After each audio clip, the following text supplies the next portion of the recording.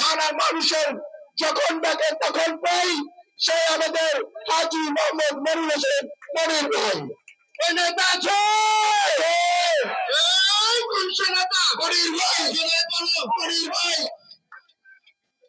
আগামী দিনে সুখে দুঃখে যাকে পাই সে আমাদের মনির ভাই, সে আমাদের মনির ভাই, সুখে দুঃখে যাকে পাই, সুখে দুঃখে যাকে পাই সে আমাদের মনির ভাই, সে আমাদের মনির ভাই, সুখে দুঃখে যাকে পাই, সুখে দুঃখে যখন পাই সে আমাদের মনির ভাই, সে আমাদের মনির ভাই, সুখে দুঃখে যাকে পাই।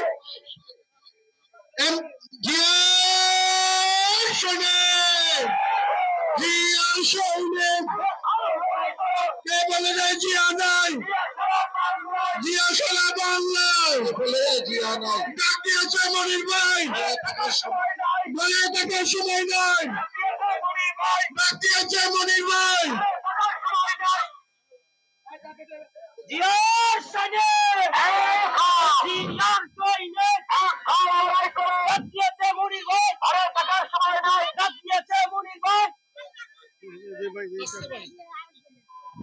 ভাই সাইডেন ভাই সাইডেন ভাই ভাই ভাই ভাই ভাই সাইডেন ভাই চাপেন চাপেন চাপেন ভাই এই মোবাইলটা নিচে নামান, একটু পিছে আসেন।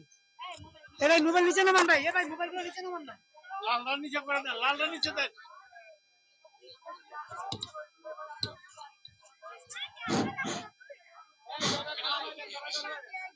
বিসমিল্লাহির রহমানির রহিম।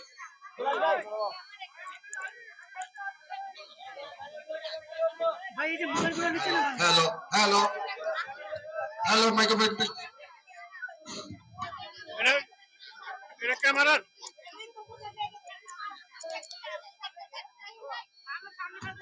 বিসমিল্লাহির রহমানির রহিম। আন্তর্জাতিক মাতৃভাষা 2025 উপলক্ষে এবং অসহায় মানুষের মাঝে শীত বস্ত্র বিতরণ ও আমাদের হাসাননগরের কারাবন্দী নেতা আনোয়ার হোসেন মোল্লার সুস্থতা কামনায় আজকের এই আলোচনা সভার সম্মানিত সভাপতি ৫৫ নং ওয়ার্ডের সংগ্রামী যুগ্ম আহ্বায়ক জনাব মনিরুল ইসলাম কায়ুম ভাই আমাদের মাঝে উপস্থিত রয়েছেন। কামরাঙ্গীরচর থানা বিএনপি সদ্য সাবেক কমিটির সিনিয়র সহসভাপতি হাজী আব্দুর রশিদ সরদার, মঞ্চে উপস্থিত আমার রাজপথের সহযোদ্ধা, আমার অনুপস্থিতিতে যিনি কামরাঙ্গীরচরের রাজনীতিকে ঢাকা শহরের রাজপথে এগিয়ে নিয়েছেন, কামরাঙ্গীরচর থানা বিএনপির সদ্য সাবেক কমিটির সংগ্রামী সাংগঠনিক সম্পাদক জনাব আওলাদ হোসেন বশর, মঞ্চে উপস্থিত আমাদের থানা বিএনপির সংগ্রামী নেতা জনাব আফতাবউদ্দিন বুদ্ধু ভাই, মঞ্চে উপস্থিত আমাদের বিএনপির সিনিয়র নেতা সংগ্রামী নেতা জনাব সাইফুল ভাই, সাইফুল ইসলাম ভাই, মঞ্চে উপস্থিত আমাদের বিএনপির সিনিয়র নেতা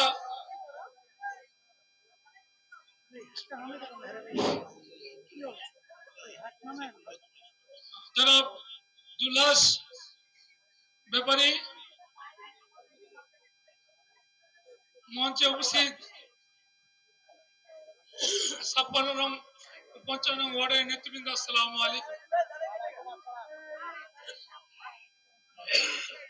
রোডটা ক্লিয়ার করার প্লিজ, সবাই রোডটা ক্লিয়ার করেন, যাতায়াত পথ ক্লিয়ার রাখেন।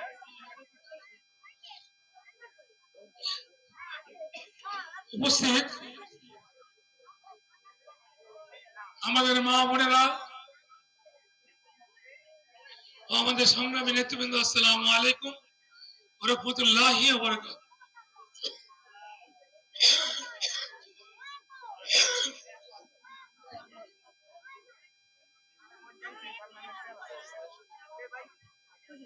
সামনে যাবো মাইক্রোফোনের পেলা দরদেই না আমার এদিকে খেয়াল থাকে ভালো আছে? অত্যন্ত গরম। আমি সারাদিন যাত্রাবাড়ি থানায় আমাদের একটা বিশাল প্রোগ্রাম ছিল, সেই প্রোগ্রাম করে এসেছি। আপনারা মা বোনদেরকে এখানে অনেকক্ষণ যাবৎ বসিয়ে রাখা হয়েছে। ভালো আছে? আজকের এই সভায় সঞ্চালনে আছেন আমাদের সংগ্রামী যুগ্ম আহ্বায়ক মোহাম্মদ জাহাঙ্গীর আলম,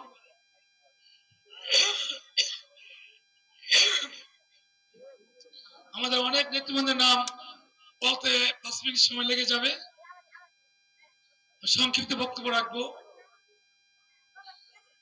আমি শুধু আপনাদেরকে বলবো, এই বিগত 16 বছরের মধ্যে আমি 6 বছর ছিলাম জেলখানায়,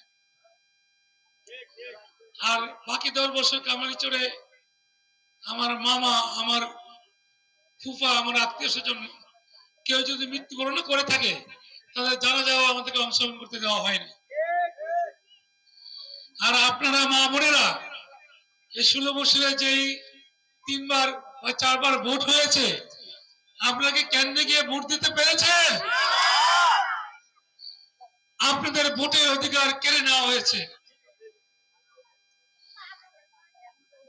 যারা আওয়ামী লীগের নেতা, যারা প্রভাবশালী ছিল, তারা অসহায় নিরীহ মানুষের উপরে অনেক অত্যাচার নির্যাতন চালিয়েছে, চাঁদাবাজি করেছে এবং মাদক বিক্রি করে পুরো এলাকার কিশোর যুবককে ধ্বংস করে দিয়ে গেছে। আজকের ফেরাউন শেখ হাসিনা,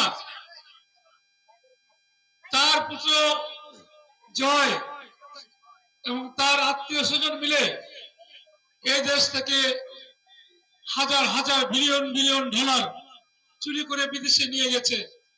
দেশে ব্যাংকে গেলে টাকা দিতে পারে না, 3 ঘন্টা বসে রাখে। এরকম অবস্থা কিন্তু আরেকবার হয়েছিল, যখন এই হাসিনার পিতা শেখ মুজিবুর রহমান ক্ষমতায় ছিলেন, তখনও দেশে কৃত্রিম দুর্ভিক্ষ তৈরি করেছিল। বিদেশ থেকে যত সাহায্য আসতো সব আওয়ামী লীগ, বাকশাল এবং রক্ষী বাহিনীরা লুটপাট করে খেয়ে ফেলতো। শেখ মুজিব সেজন্য দুঃখ করে বলেছিল, 7.5 কোটি মানুষের জন্য 7.5 কোটি কম্বল আনলাম, আমার কম্বলটা কোথায়? সাধারণ মানুষ তো তখন পাওয়া দূরে থাক। এই শেখ মুজিব ক্ষমতায় এসেছে পাকিস্তানিদের কাছে আত্মসমর্পণ করে, আর আমরা যার দল করি শহীদ প্রেসিডেন্ট জিয়া রহমান, তিনি বাংলাদেশের অকুতময় সৈনিক।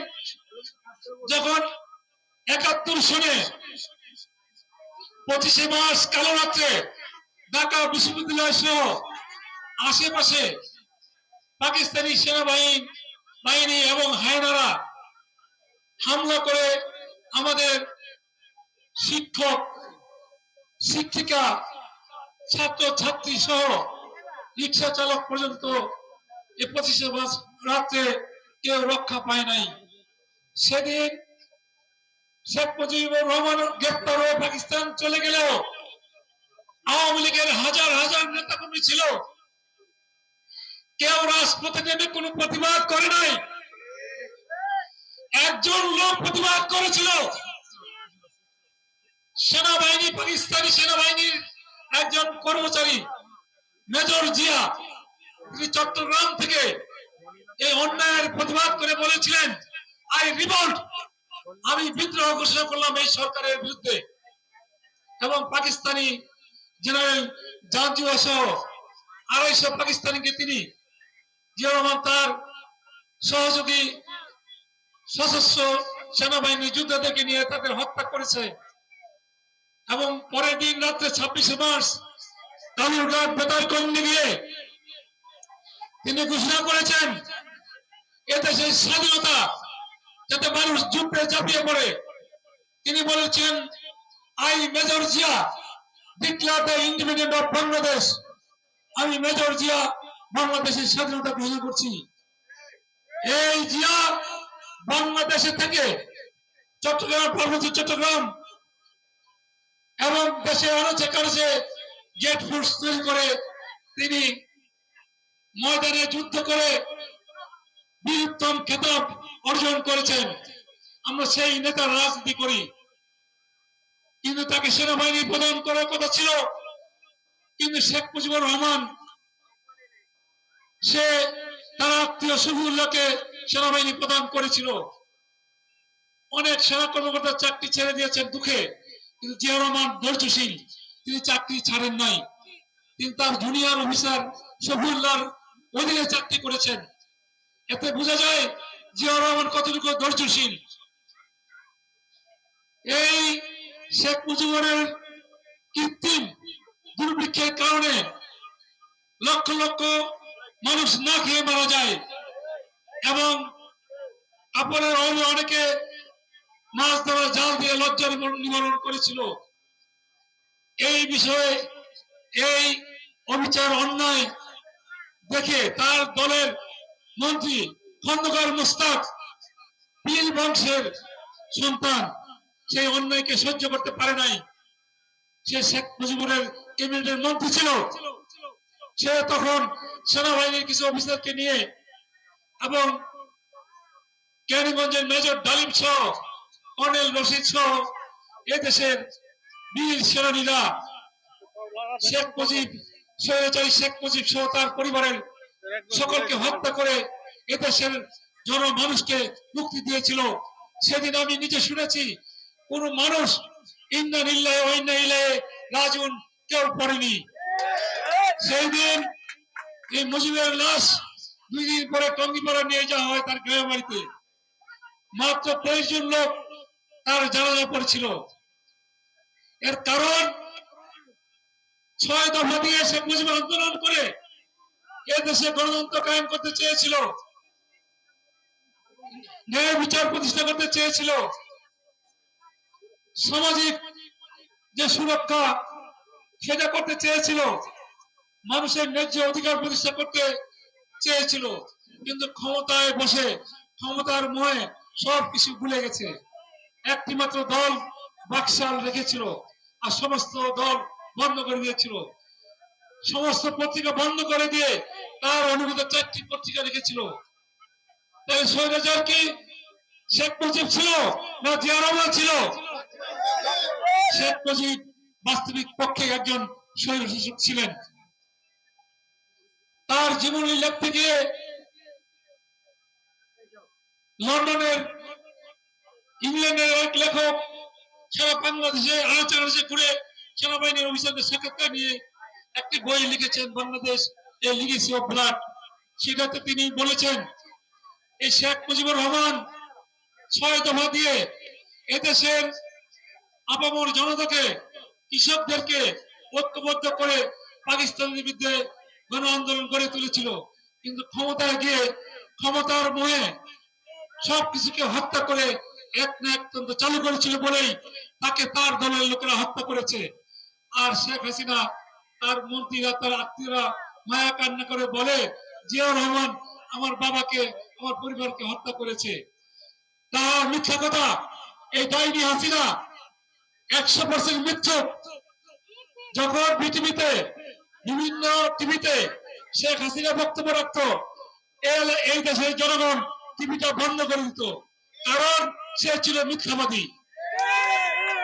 আমাদের জনগণের ভোটের অধিকার কেড়ে নিয়েছে, ন্যায় বিচার কেড়ে নিয়েছে, গুম খুন হত্যা করে মানুষকে বদলি করে রেখেছে সারা দেশবাসীকে। আজ তার কবল থেকে আজকে আমাদের ছাত্র জনতা, মসজিদ, মাদ্রাসা, এতিমখানা এবং সাধারণ জনগণ ও শিশুরা সহ জীবন দিয়ে প্রায় 3000 মানুষের রক্তের বিনিময়ে আজকে আমরা স্বাধীনতা অর্জন করেছি নতুন ভাবে। এই স্বাধীনতাকে ধরে রাখতে হবে এবং এই আওয়ামী লীগের চেলা চামুন্ডারা যেখানে রয়েছে তাদেরকে যেখানে পাবেন সেখানে তাদেরকে গণদোলাই দিবেন, যাতে আওয়ামী লীগের নাম ভুলে তারা যেন তাবলিগ জামাতে গিয়ে নাম লেখায়। এই অত্যাচার যেন তারা আর কোনো সুযোগ না পায়। আমি বক্তব্য দীর্ঘায়িত করতে চাই না। আওয়ামী লীগ হলো স্বৈরশাসক, আর বিএনপি হলো বহুদলীয় গণতন্ত্র। আওয়ামী লীগ আসতে অত্যাচার হয়, বিএনপি আসতে মানুষ উন্নয়ন পায়।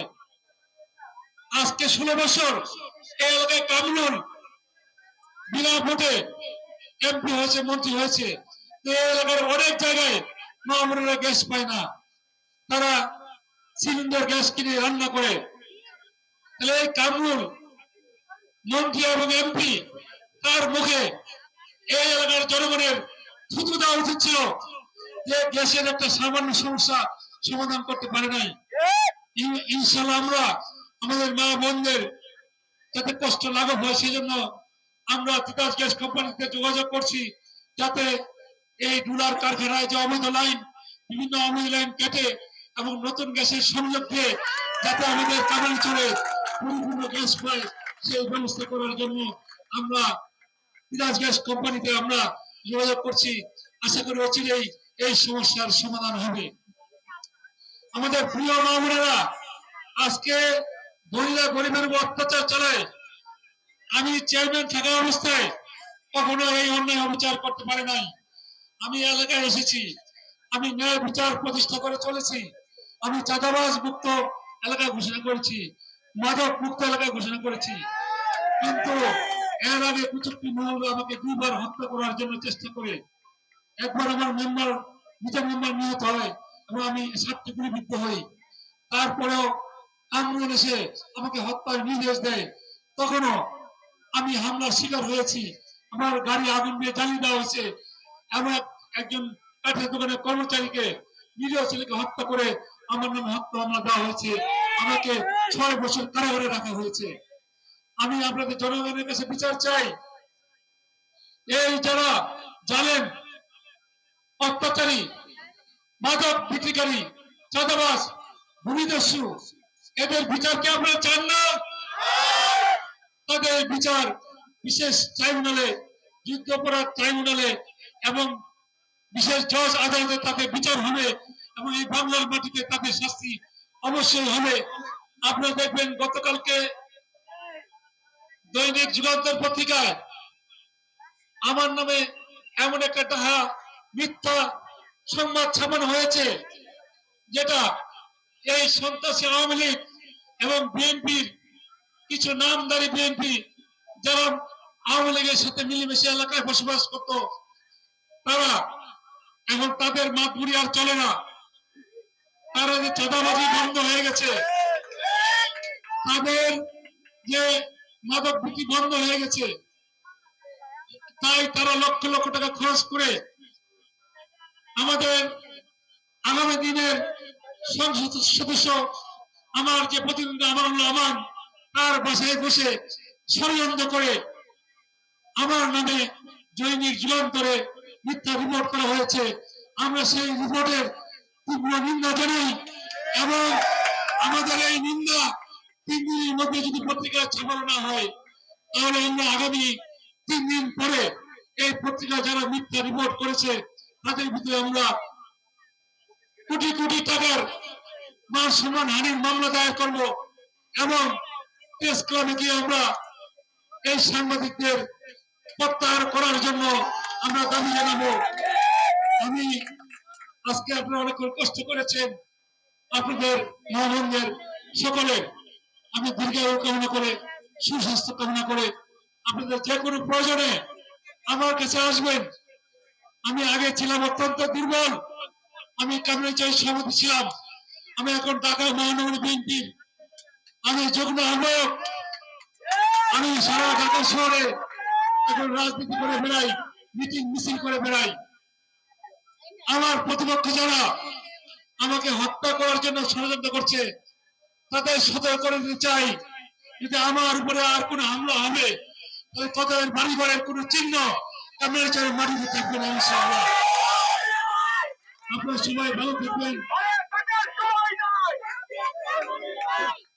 আপনারা সবাই ভালো থাকবেন। আপনারা সবাই যে কোনো প্রয়োজনে আমার বাসায় আসবেন, এই আহ্বান রেখে আমার সংক্ষিপ্ত আলোচনা শেষ করলাম। আল্লাহ হাফেজ। বাংলাদেশ জিন্দাবাদ, বাংলাদেশ জাতীয়তাবাদী দল জিন্দাবাদ, বেগম খালেদা জিয়া জিন্দাবাদ, তারুণ্যের অহংকার দেশ নায়ক তারেক রহমান জিন্দাবাদ, শহীদ প্রেসিডেন্ট জিয়া রহমান অমর হোক, অমর হোক। আসসালামু আলাইকুম ওয়া রাহমাতুল্লাহি ওয়া বারাকাতুহু।